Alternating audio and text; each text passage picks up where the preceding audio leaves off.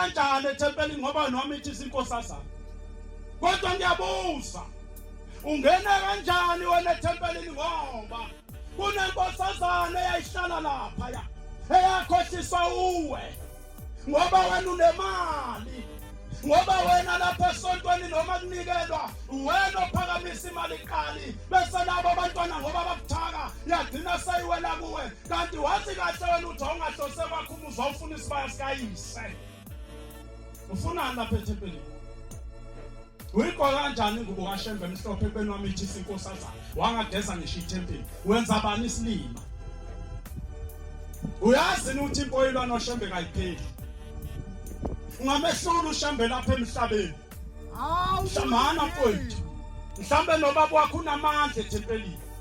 Noma ethi yakhuluma umshumayeli ubaba wakho ngoba isikhwakha kusheshe kwehle umshumayeli ngoba ubaba wakho unamandla. Ungamehlula umshumayeli, umehlula uShembe lapha emhlabeni, kodwa khona la uShembe ongekumehlule khona ethuneni. Impoyilwa noShembe kayipheli lapha emhlabeni. uShembe uyivusa ngisho phakathi ethuneni.